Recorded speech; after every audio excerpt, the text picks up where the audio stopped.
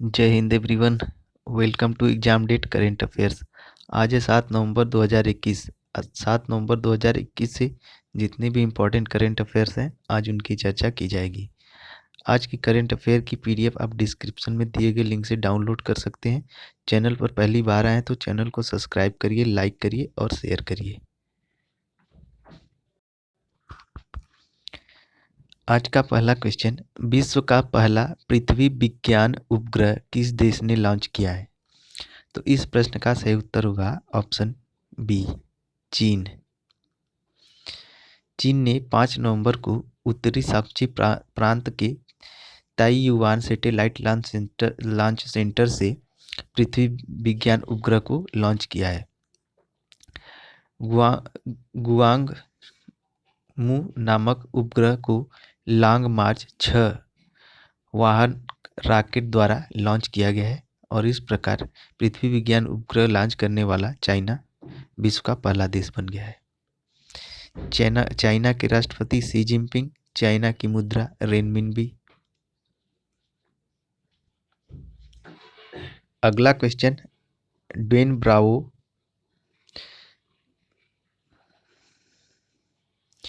अंतर्राष्ट्रीय क्रिकेट से संन्यास लेने की घोषणा किए हैं। ये किस देश के खिलाड़ी हैं? यहाँ अंतर्राष्ट्रीय होगा नियंत्रण की जगह। डेन ब्रावो अंतर्राष्ट्रीय क्रिकेट से संन्यास लेने की घोषणा की है। ये किस देश के खिलाड़ी हैं? तो इस प्रश्न का सही उत्तर होगा ऑप्शन ए, वेस्ट इंडीज।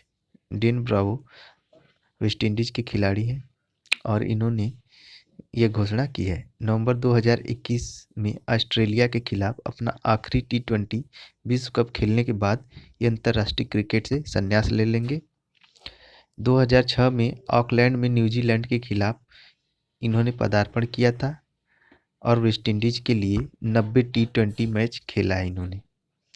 ये 2012 व 2016 में T20 वर्ल्ड कप जीतने वाली वेस्ट इंडीज टीम के भी हिस्सा रह चुके हैं। अगला क्वेश्चन, मॉडर्न इंडिया किताब किसके द्वारा लिखी गई है? तो इस प्रश्न का सही उत्तर होगा ऑप्शन सी, पूनम दलाल दहिया।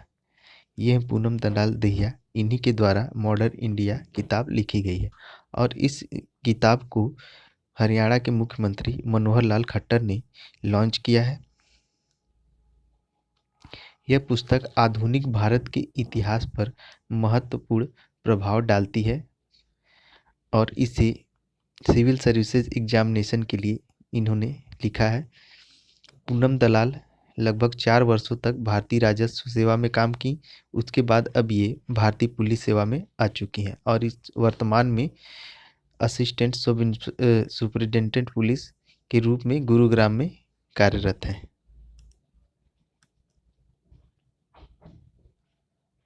अगला क्वेश्चन, हाल ही में वन ग्लोबल वियतनाम शिखर सम्मेलन की मेजबानी किस देश ने की है? तो इस प्रश्न का सही उत्तर होगा option A, France. One global Vietnam शिखर सम्मेलन का आयोजन 4 से 5 नवंबर के बीच में पेरिस में फ्रांस में आयोजित हुआ।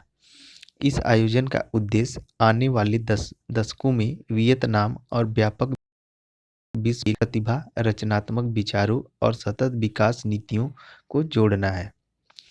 और वन ग्लोबल वियतनाम की थीम थी टैलेंट्स, इनोवेशन एंड सस्टेनेबिलिटी।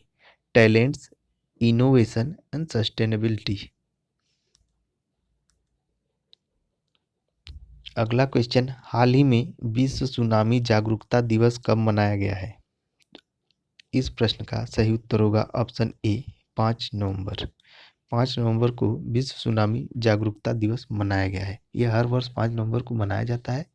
इसका उद्देश्य घातक प्राकृतिक आपदा के बारे में जागरूकता फैलाना है। अब तक की सबसे भयानक सुनामी दिसंबर 2004 में हिंद महासागर में आई थी और इसमें लगभग 2,60,000 लोगों की जान चली गई थी।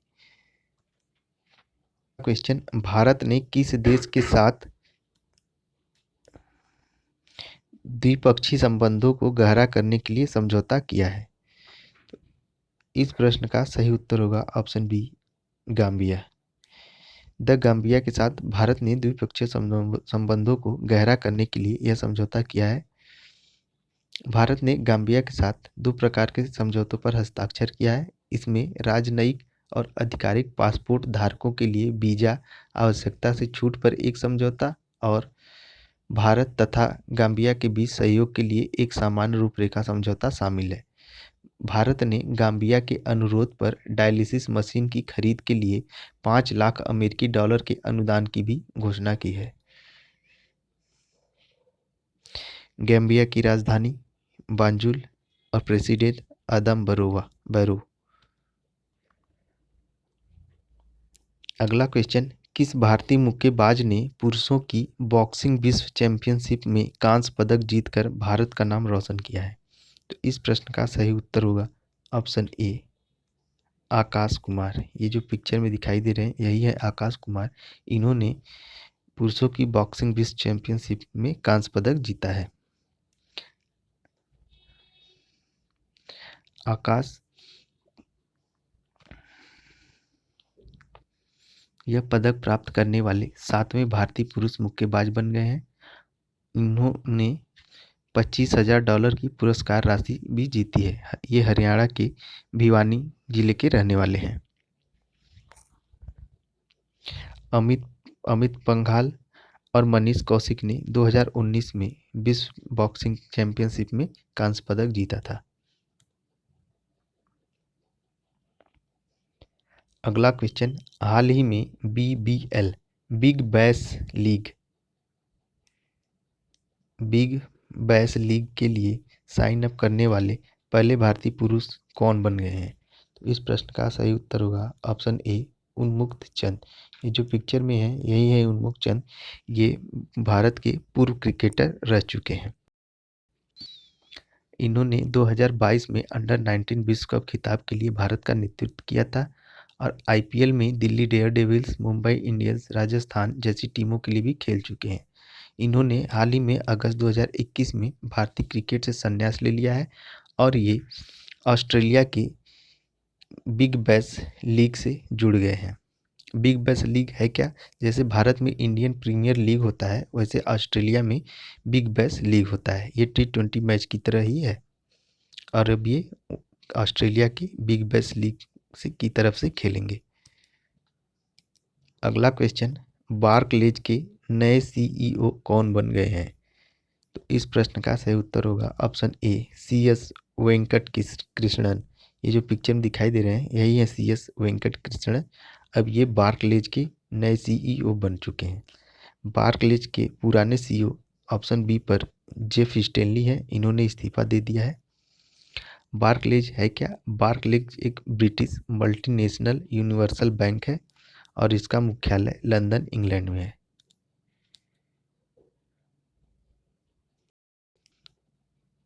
अगला क्वेश्चन, दिवाली को राष्ट्रीय अवकाश घोषित करने के लिए किस देश की संसद में एक विधेयक पेश किया गया? तो इस प्रश्न का सही उत्तर होगा ऑप्शन बी, अमेरिका। अमेरिका में भारतीय त्यौहार दिवाली को राष्ट्रीय अवकाश घोषित करने के लिए यह विधेयक पेश किया गया है। न्यूयॉर्क से कांग्रेस महिला कैरोलिन बी मेलोनी के नेतृत्व में संयुक्त राज्य के सांसदों ने दिवाली को देश में राष्ट्रीय अवकाश घोषित करने के लिए विधेयक पेश किया। सांसद ने प्रतिनिधि सभा में दीपावली दिवस अधिनियम की घोषणा भी की। यूएस के राष्ट्रपति जो बाइडेन। अगला क्वेश्चन, कुमायूं चूरा तेल को GI टैग मिला है, यह किस राज्य से संबंधित है? तो इस प्रश्न का सही उत्तर होगा ऑप्शन ए, कुमायूं चूरा तेल उत्तराखंड से संबंधित है। उत्तराखंड के कुमायूं क्षेत्र में कुमायूं चूरा नामक एक पौधा पाया जाता है। उसी पौधे के बीज से कुमायूं चूरा तेल निकाला जाता है और जो ये पिक्चर में है यही है चूरा का बीज, इसी से चूरा तेल निकलता है। उत्तराखंड की राजधानी देहरादून, विंटर समर गैरसैंण। मुख्यमंत्री पुष्कर सिंह धामी। राज्यपाल गुरमीत सिंह। लोकसभा की 5, राज्यसभा की 3 और विधानसभा की 70 सीटें।